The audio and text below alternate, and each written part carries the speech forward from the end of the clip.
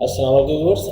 आज से हम शुरू करें फ्लोर प्लान डिज़ाइनिंग। जैसे कि आपसे वादा किया था कि आप अगली जो क्लासेस है वो फ्लोर प्लान डिज़ाइनिंग की आएगी, जिसमें एलिवेशन है दीवारों की वो कैसे उठानी है, प्लस ये कि पूरी एक बिल्डिंग है बेंगलो या इस तरह का कुछ लुक कैसे देना है। तो उसके लिए आप तमाम से रिक्वेस्ट है, चैनल को आपने लाइक करना है, सब्सक्राइब करना है, व्हाट्सएप ग्रुप में शेयर करना है और साथ ही साथ बेल आइकन को ज़रूर क्लिक कर लें ताकि आने वाली हर वीडियो सबसे पहले आप देख सकें।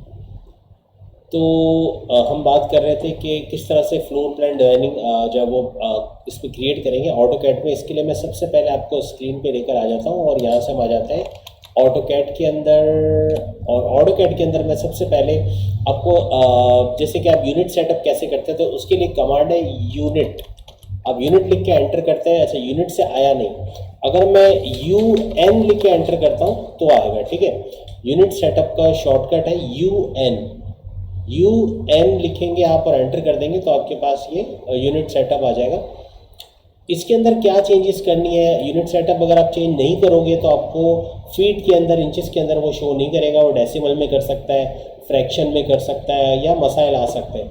तो सबसे पहले आपने डेसिमल को यहाँ पर लेना है आर्किटेक्चरल। ठीक है, इसको आर्किटेक्चरल करना है।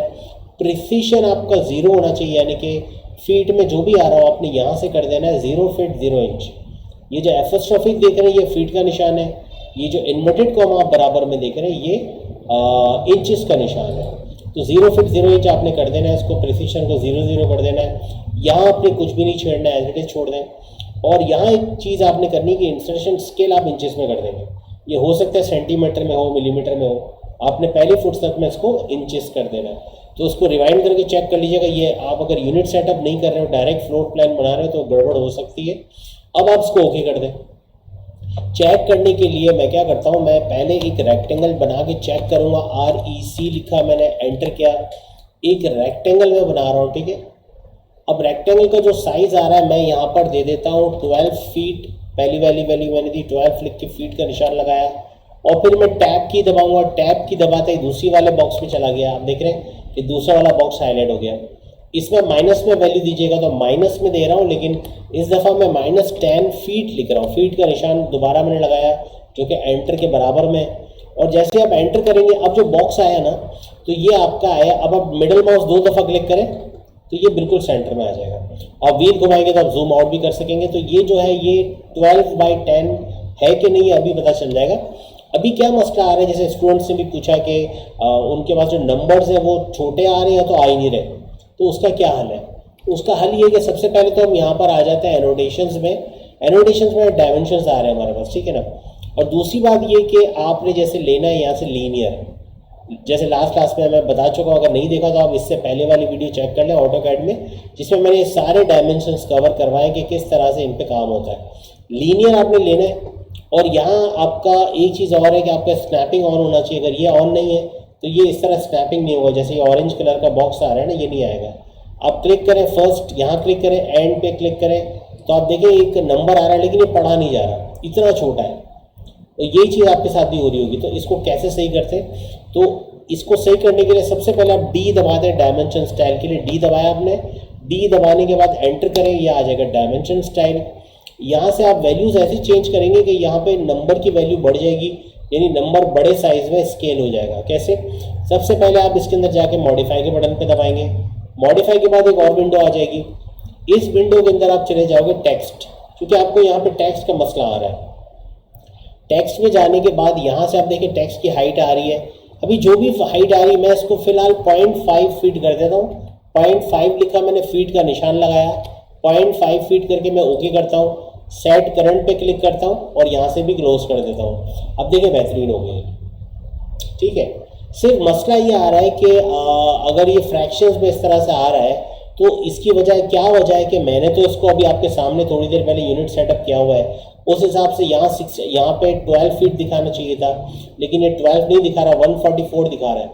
इसका मतलब ये है कि ये कोई और यूनिट में शो कर रहा है, ये फीट में नहीं कर रहा। तो इसके लिए आप कैसे आप इसको दोबारा से फीट में लेकर आओगे, तो इसका आसान तरीका है, क्योंकि एक तो आप दे चुके हो, आपका ओवरऑल ऑटो कैड का यूनिट सेटअप जो है वो फीट और इंचेस में हो चुका है, लेकिन एनोटेशन में नहीं हुआ है।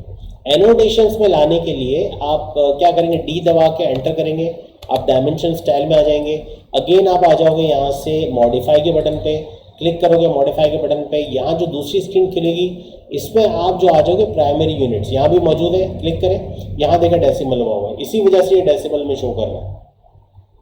सेम वही चीज़ करें, यहाँ पे भी आपने देना है आर्किटेक्चरल, और यहाँ भी प्रिसिशन आपने देना है 0 फीट 0 इंच, ठीक है। बाकी तमाम एज छोड़ दें, बाकी तमाम चीज़ें एज इट इज छोड़ के आपने ओके कर देना है। और जैसे ही आप यहाँ पे सेट करंट दबा के आप क्लोज करेंगे, अब देखें 12 फीट एग्जैक्ट हो गया जो आपने दिया था। और अब ये 10 फीट है कि नहीं देखने के लिए आप डायमेंशन स्टाइल पे क्लिक करें, यहाँ से लेके यहाँ तक एक लाइन खींचें और ये आप देखें ये 10 फीट है, बिल्कुल एग्जैक्ट है। तो इसका मतलब हम बिल्कुल सही जा रहे हैं, हम जो भी वैल्यू दे रहे हैं एक्यूरेट ले रहे हैं। 12 फीट था और ये भी 10 फीट था, जो कि बिल्कुल सही आ रहा है। इवन अगर आप इसको उसमें डायगोनल में भी नापते हैं ना, जैसे अलाइन ले लें और यहाँ से लेके यहाँ तक का फासला भी नापते हैं तो ये भी सही देगा आपको। ये वाकई में 15 फीट 7 इंच है।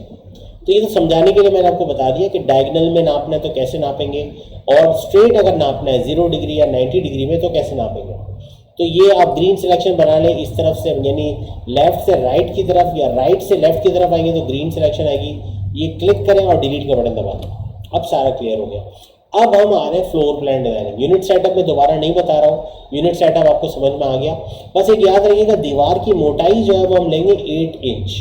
नॉर्मली 8 इंच की दीवार होती है पैसे बचाने के लिए। ना एक ज़माना था जब 12 और 13 इंच की भी दीवारें होती थी, लेकिन अब जो है वो पतली दीवारें होती हैं। तो यहाँ पर हम 8 इंच की दीवार लेंगे। तो कैसे? सबसे पहले तो मैं एक रेक्टेंगल बना रहा हूँ REC। यूनिट सेटअप हम ऑलरेडी कर चुके हैं, आपको याद होगा। और अब जब मैं रेक्टेंगल बनाने चाहूँगा ना, तो मैं ऊपर वाली यानी ये वाली जो लेंथ है ये मैं 60 रखूँगा, 60 फीट बाई 50 फीट। तो पहले आपने वैल्यू एंटर करना है, 60 लिखना है, और फीट का निशान आपको पता है एंटर के लेफ्ट साइड पे, तो ये फीट का निशान आ गया। फिर आपने टैब की दबाना है, टैब का बटन दबाना है, दूसरी वैल्यू पे आ गया। या माइनस में दीजिएगा तो सही बनेगा। माइनस लिख के यहाँ लिखता हूँ 50, और फीट का निशान एंटर के बराबर में आपने लगा देना है, और फिर एंटर दबा देना है। अब ये सेंटर में लाने के लिए मिडिल माउस को 2 दफ़ा क्लिक करें तो ये आपका सेंटर में आ जाएगा। तो ये आपका यकीनन 60 फीट होना चाहिए और ये 50 फीट होना चाहिए, जो भी कमरा होगा।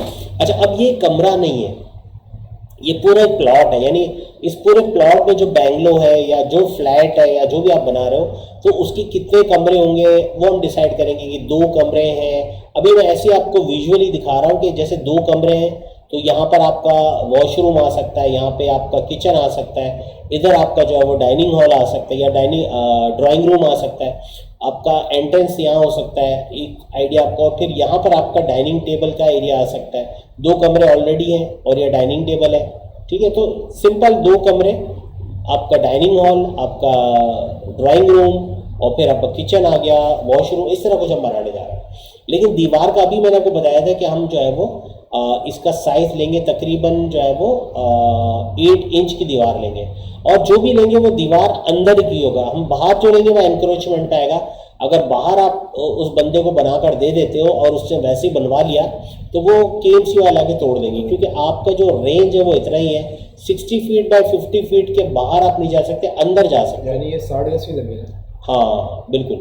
अभी इसको एग्जैक्ट अगर आप नाप रहे हैं ना, तो आप इससे नाप सकते हो। आप यहाँ से आ जाओ लीनियर पे और आपको पता चल जाएगा कि 60 फीट है कि नहीं है। ये अगेन वही साइज का इशू आ रहा है, क्योंकि अब ये बड़ा साइज हो गया। तो अब जो हमने जो उसको साइज दिया था 0.5 फीट, वो उसको भसम नहीं हो रहा। अब देखिए, मैं पहले दोनों वैल्यूज लगा देता हूँ। यहाँ से मैं अगेन ले रहा हूँ डायमेंशन, और यहाँ से यहाँ तक की भी लगा रहा हूँ, जो कि आपको याद है 50 फीट था। अब नज़र नहीं आ रहा, लेकिन गौर से देखो तो ये 50 लिखा हुआ है, ये 60 लिखा हुआ है। लेकिन सही करने के लिए आपको मैंने बताया, D दबाएंगे, एंटर करेंगे। अब थोड़ा साइज और बड़ा कर लेंगे। ये आपको याद होगा, हमने इसके अंदर मॉडिफाई में गए थे, और मॉडिफाई में जाने के बाद यहाँ से टेक्स्ट में, वेरी गुड, टेक्स्ट में गए थे, और फिर इसके बाद टेक्स्ट की हाइट हमने 0.5 फीट, जो कि 6 इंच के बराबर होता है। क्योंकि आपको पता है कि 1 फीट में 12 इंच होते हैं, तो इंच का अगर आप फीट का आधा कर लें तो 6 इंच बनता है। तो आधा फीट जो है वो 6 इंच के बराबर है। इसका मतलब कि मैं अगर 6 इंच से थोड़ा बड़ा कर दूं, यानी इसको 8 इंच कर दूं, डायरेक्ट में इन्वर्टेड कॉमा दबाता हूं, तो इन्वर्टेड कॉमा का मतलब इंच होता है। तो 8 इंच करके आप इसको ओके कर लो, और यहाँ से भी सेट करंट करके आपने क्लोज करना है, तो कुछ बेहतर है, ठीक है। अभी भी अगर विजिबल आपको नहीं है तो फिर आप 1 फीट ही पूरा कर लें, डी दबा के एंटर करें, यहाँ से वापस आ जाए सेट मॉडिफाई में आने के बाद यहाँ से आप दे दें टेक्स्ट, तो टेक्स्ट के अंदर हाइट जो है उसको 12 इंच कर दें या 1 फीट का निशान लगा दें और एंटर कर दें। और यहाँ से ओके करने के बाद यहाँ से आपने सेट करंट करना है, यहाँ से आपने क्लोज कर देना है और ये बेहतर हो गया, काफ़ी विजिबल है। और अब मेरे ख्याल से आप तमाम को नज़र आ रहा होगा कि वाज़े तौर पे 60 फीट और 50 फीट क्लियर बिल्कुल नज़र आ रहा है कि ये लिखा हुआ है। अब अंदर जो आपकी वॉल बनेगी वो बनेगी 8 इंच की, हम बाहर नहीं लेंगे, अंदर की तरफ लेंगे। तो आपने इसको सिलेक्ट किया पूरी बाउंड्री को और यहाँ से आप जो है वो ऑफसेट लोगे, ओ प्रेस करके एंटर कर दोगे और अब आप पहले लाइन खींच लें, कैसे भी एक लाइन खींचें। आप लाइन जब खींच रहे होंगे तो आप यहाँ पर इसकी वैल्यू दे सकते हो, जैसे मैं अगर इसकी वैल्यू दे दूँ 8 इंच, 8 लिख के मैंने इंच का इन्वर्टेड कॉमा लगाया है, अब ये 8 इंच हो गया, ठीक है, इन्वर्टेड कॉमा लगा हुआ है। एंटर जैसे करेंगे ये 8 इंच ले चुका है। अब आप इसको अंदर की तरफ क्लिक करके देखिए ये पूरा 8 इंच ही होगा। और अगर आप नापना चाहें तो नाप भी सकते हैं कि वाकई में ये 8 इंच है या नहीं है। तो हम यहाँ पर आते हैं डायमेंशन के अंदर और यहाँ से लीनियर लेने के बाद यहाँ से लेके यहाँ तक नाप लेते हैं तो हमें पता चल जाएगा कि वाकई में ये 8 इंच है, ये 8 इंच है, ठीक है। ये खुद ही बता रहा है कि ये 8 इंच जितनी दीवार है आपकी इतनी मोटी है और ये 60 फीट है और ये 50 फीट है, यानी हॉरिजॉन्टल में 60 फीट है, वर्टिकल में 50 फीट है अगर हम इसको फ्लोर प्लान को देखें तो।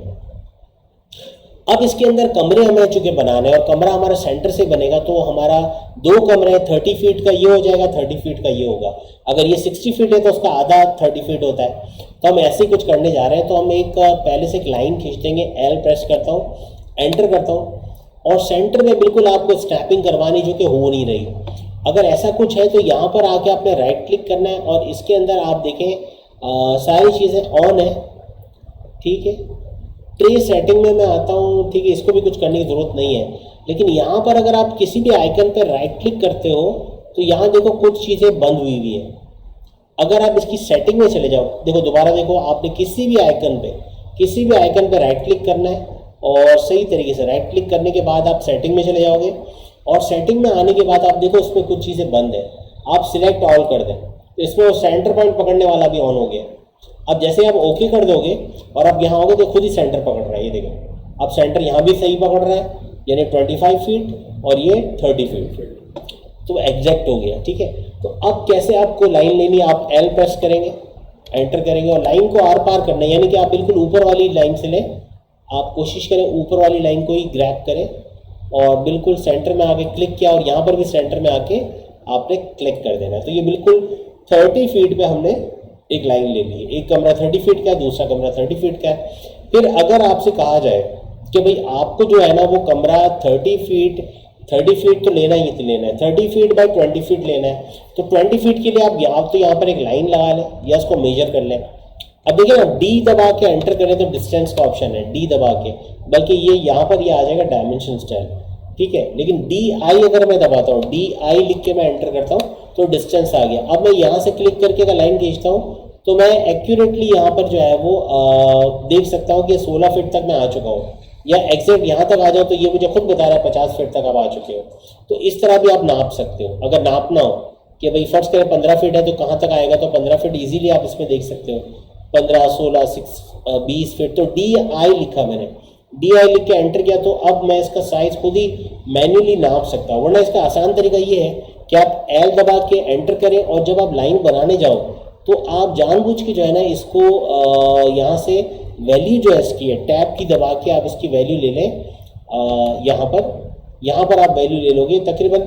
अगर आपसे कहा जाए कि 25 फीट चाहिए या उससे कम चाहिए तो मैं 30 बाई 20 फीट ले रहा हूँ, या 25 फीट, 25 लिखा मैंने, फीट का निशान लगाया, एंटर कर दिया।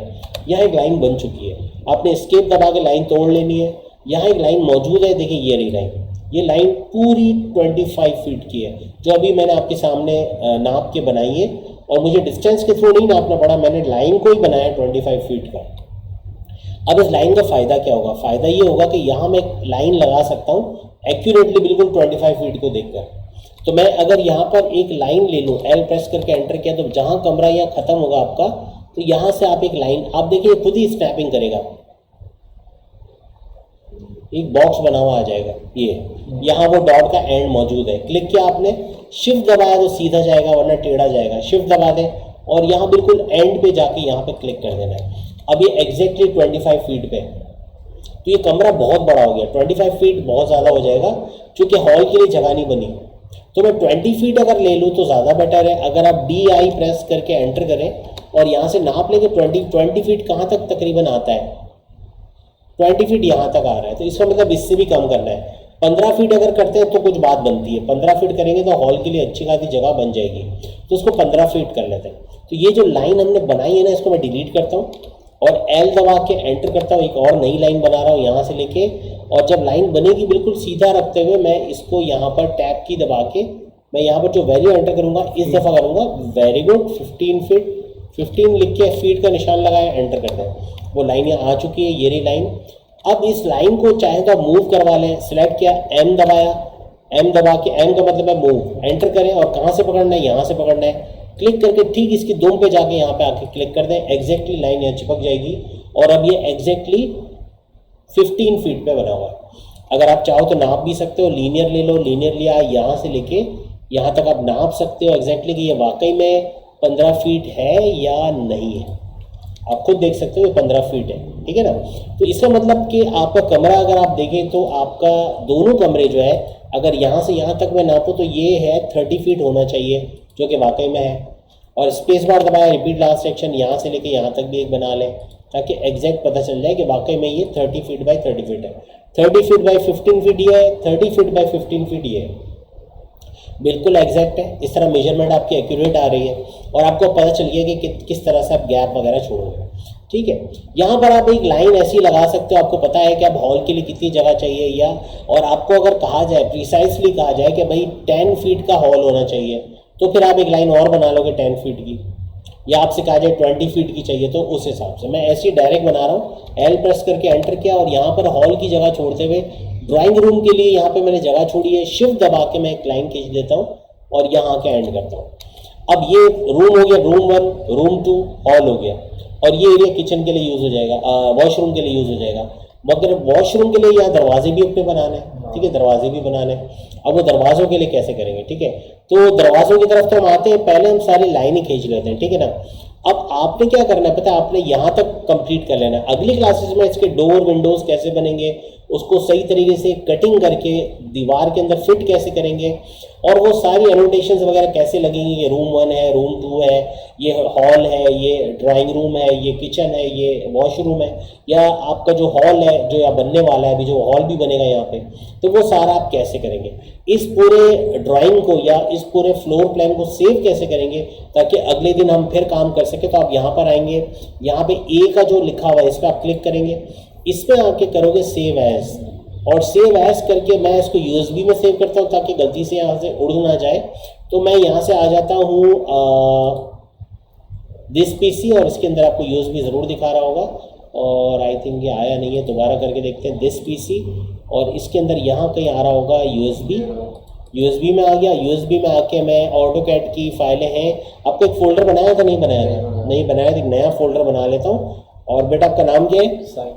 साइम, ठीक है, मैंने लिख दिया साइम, और पता नहीं इसने लिया है नहीं लिया है, न्यू फोल्डर ले लिया, चले कोई बात नहीं, इसको रीनेम कर देता हूँ और AutoCAD साइम लिख देता हूँ, तो आपका ही बैच है, ठीक है।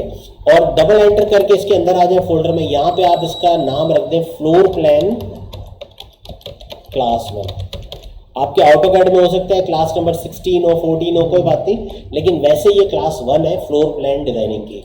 तो उम्मीद है आज की वीडियो आपको पसंद आई होगी। आप तमाम से रिक्वेस्ट है चैनल को लाइक, सब्सक्राइब और शेयर कीजिएगा, और अगर कंटिन्यूसली इस तरह से क्लासेस आप लेंगे तो बहुत ही आसानी से AutoCAD आप सीख लोगे।